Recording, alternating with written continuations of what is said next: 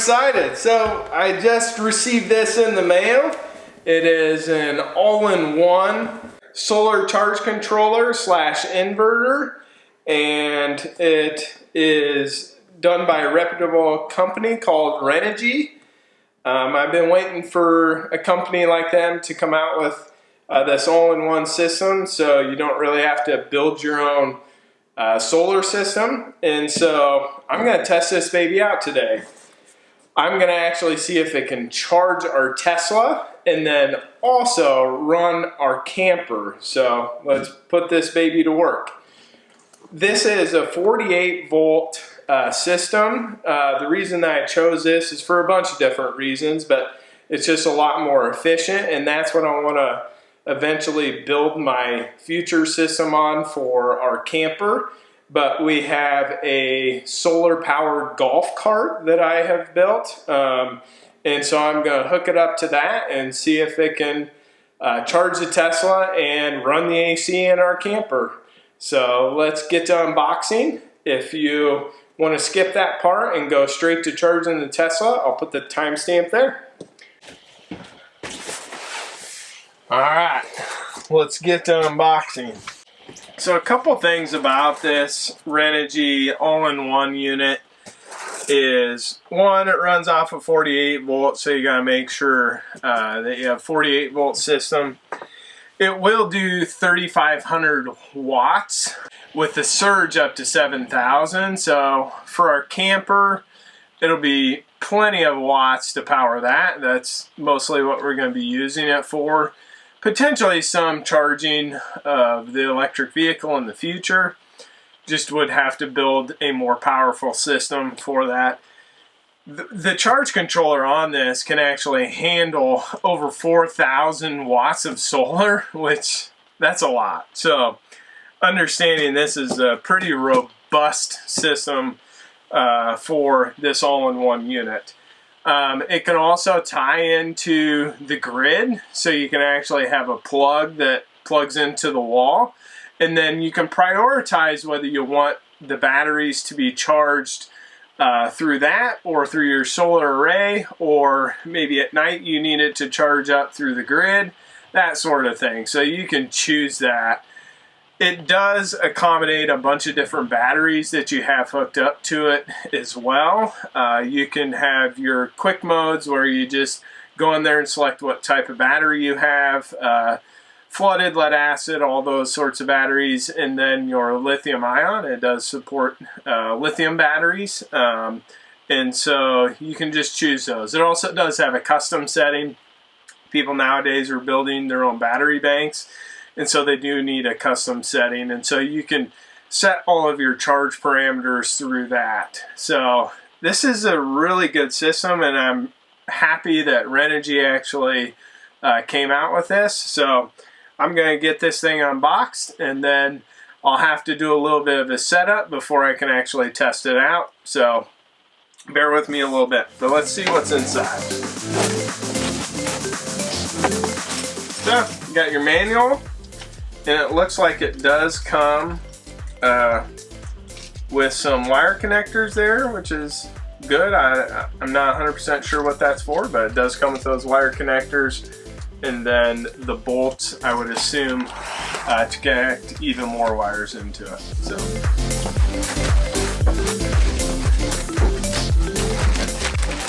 looking good, and it's basically what I thought. It wasn't going to be a whole lot in here, but you know, that's why it's this all-in-one unit.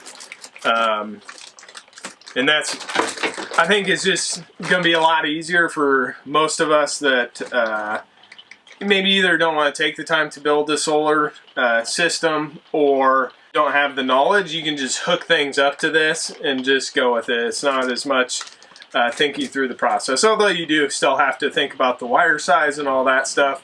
It does give you recommendations in the manual. So basically it's manual with some bolts and wire connectors, and then the system.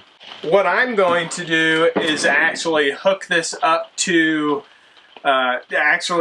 screw it into a board, I have it planned out a little bit what I want to do. I did pre-make some stuff, so then it's just going to require me fastening some of the wires to this unit, and then we can get to testing it out. So on the bottom here, you have where your batteries go into, you have where your AC out comes to, and then your AC in, that's where you would tie into the grid.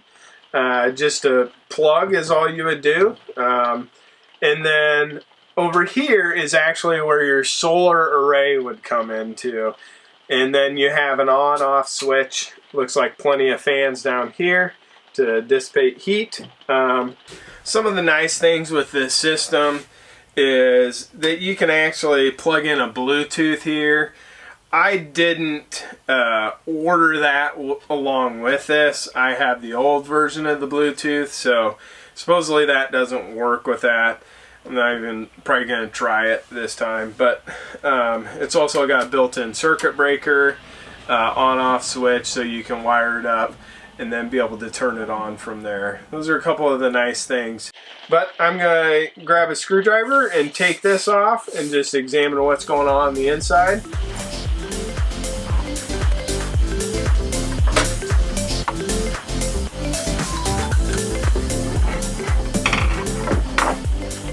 Just like we thought, that's what all that stuff is for. Got your bolts that'll go in there to tie in your DC input, which is from your batteries, and then you have your AC out, so you'll do your live and neutral there, and then down here you will do your ground. There's a ground right there.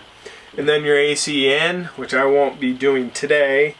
Anyways, you have your ground, live, and neutral there that you would tie into, and that would be your male plug.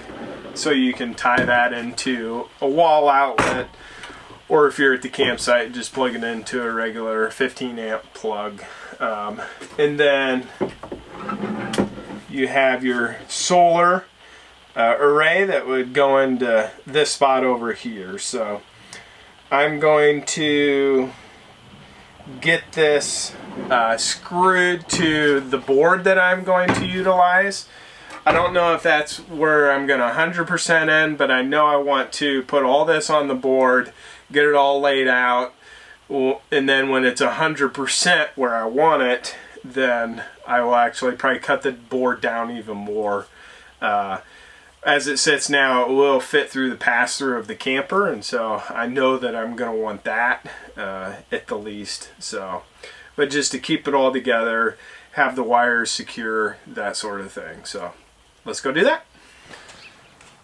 So I'm going to attach this to this OSB board, and that's where I'm going to attach the outlets as well. And then eventually I'll have my solar array attached to it, and then also the AC in.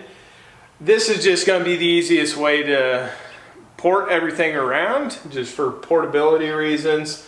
I'm obviously not going to have this board as long as it is either. I'm going to cut it down once I get everything screwed down. It's just more for demonstration purposes to keep it up here so it's easier to show everybody. It does appear like there's only the two screws, the two holes that can attach this thing at the top.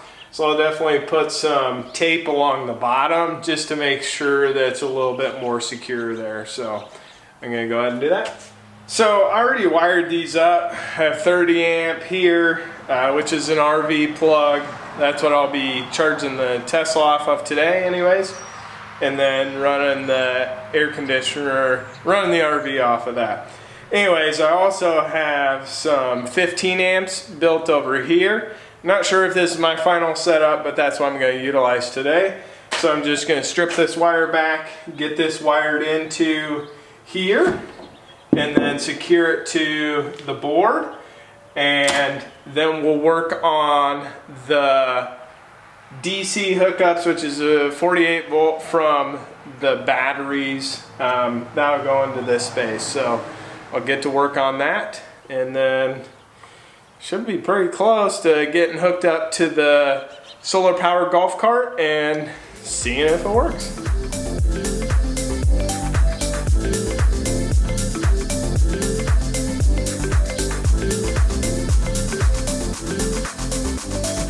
So for the DC, for the batteries, what I'm actually going to use is some wire with an Anderson connector connected to it, because what I want to accomplish is have everything portable. So in the future I would like to get some better batteries than the flooded lead acid ones that I have, potentially some lithium ones that I could actually take out of the golf cart, put it in the camper, and just be portable with that. So I want to utilize the Anderson connector so I can just clip it in, clip it out, and then move on with my business. So I'm just going to hook those up now.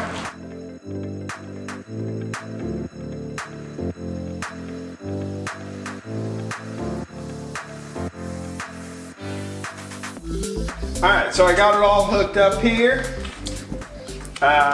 Wasn't too terribly tough to hook up. It was a little different with the ground not being inside. The ground was underneath there, so you had to hook that up. But yeah, really wasn't that difficult to hook up. Did have a little bit of a struggle with the solid wire that I chose to use, so a little tip, I'd use some stranded wire. But anyways, let's go actually hook it up to the batteries, get everything charged in there, and then let's see what display we get, and then let's hook it up to the car and see if it actually charges or not. I guess I didn't even show you guys that I had this. I built this, well, I put these solar panels on top of this golf cart. I added a booster because those solar panels don't get a high enough voltage for the 48 volt system. And what that booster does is it boosts it up past 48 volts so it can charge those batteries in there. So yeah, it's pretty cool. Just attach them to the top. Alright, so we're going to get this bad boy plugged in. Then we're going to go ahead and turn this on. Alright, powering up. Lots of beeping. But I think that means that it's working. Well, that's exciting. So it says the output is at 120 volts. Without further ado, let's get her plugged in. One thing that I'll have to do is, and this doesn't really matter until you actually start charging it, either with the AC in or the solar array that you would put on here, is make sure that I would pick the flooded lead acid batteries, but doesn't necessarily matter now. But anyways, I'm going to go get the car charger and we'll get that plugged in and see if it works. So I don't have a 30 amp straight adapter from the Tesla charger, so I did have to purchase one that drops it down to that 30 amp. There's a couple different places that you can get this from. Alright, so we have it, so it's showing green on here, so I don't see why this wouldn't work. I'm gonna plug it in and then we'll see if it charges. Alright, it's charging. You can hear the fans on that inverter going. I'm gonna go out there and see what it says on that. Getting 20 amps, that's pretty good. So it doesn't necessarily tell you how much watts that you're pulling out of there, but it does say it's 120 volts. Looks like that's handling it okay. I'm gonna jump it up a little bit.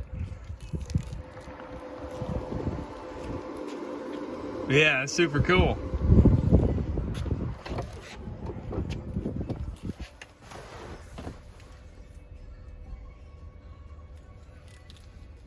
So this is about the max of those batteries, if my calculations is right. So we're getting 3 kilowatts, which is pretty good.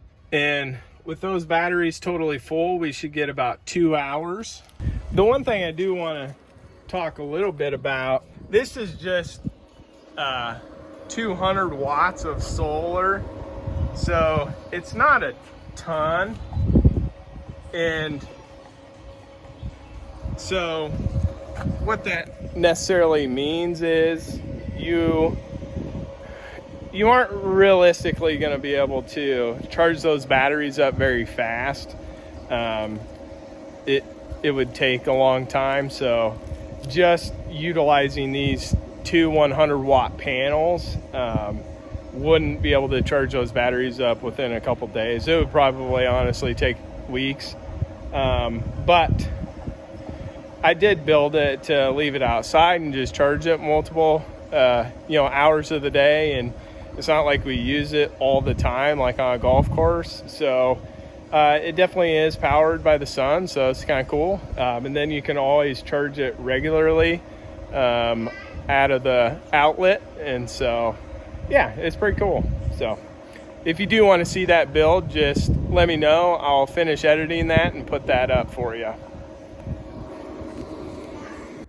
I just want to talk a little bit about charging the Tesla with this inverter. This is definitely doable. I mean, you're talking 3 kilowatts. So if you had a big enough battery bank and a big enough solar array to charge that up, you could honestly go out in the middle of nowhere and charge it up. You would have to have a pretty big solar array. So, but this thing can handle 4,000 watts. It would just be getting the good quality solar that is light enough to actually take out there, because 4,000 is a lot. But that's probably not what we'll be using it for until technology either advances in solar or, something with the vehicles needing less energy. It's just the reality as it sits right now. But it is possible, and that is pretty cool. If you really wanted to go sit out in the middle of nowhere for days, you could do it in weeks really, and charge your car up if you're utilizing all of the sun to do that. It is possible. It is not necessarily something that most of us are willing to do, or could spend enough time doing. So anyways, I just wanted to talk a little bit about that. That's one of the reasons that I chose this 48 volt one, is because you get better efficiencies with the higher voltage that you use. And that is the system that I want to use in our camper and for any other adventures that we do. So it's something that I'm gonna build into. So anyways, now let's go see if we can power the camper. I'm sure we will be able to, if we're able to actually pull 3 kilowatts from it. So one thing I did want to ask was, is there a good battery that you guys like? Lithium, if you guys know a lot about batteries, to get a decent size lithium pack. I know Big Battery makes really good ones, and I feel like those would be pretty portable. I know you can build them. I'm not sure I'm too interested in that. I know I could do it, but I don't know how much it interests me. But anyways, if you know of a good battery company that builds 48 volt batteries, let me know down in the comments. Or if you have experience with them, let me know. I would love to hear from you. All right, we got the camper plugged in. Let's go see if we can turn on the air conditioner. That's what most people are worried about in the RV world. Can your inverter actually run your air conditioner? You do need, just like charging a car, you need a lot of energy in those batteries to actually be able to pull that much to turn the air conditioner on. That's why this test run with the golf cart is perfect, because it is a big battery bank. But nowadays with lithium, you can get that bigger battery bank and not have it weigh as much. So that's eventually what I would like to have. But anyways, let's go see if it works. All right, so we're here in the camper. Here's the air conditioner. All right, we feel it. It's definitely cool. Heard the compressor kick on. So yeah, this really works. That's awesome.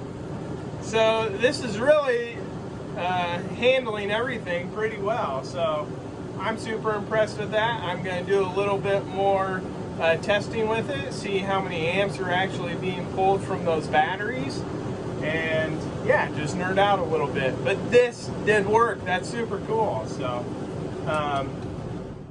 yeah, so this is really what I wanted to figure out. Make sure that that was a big enough inverter. I know it can be a big enough, handle enough solar array. Like I said, it can be over 4,000 kilowatts of solar, which is a lot. Just on the golf cart, that's just 200 watts, just to give you an idea if you don't know much about that.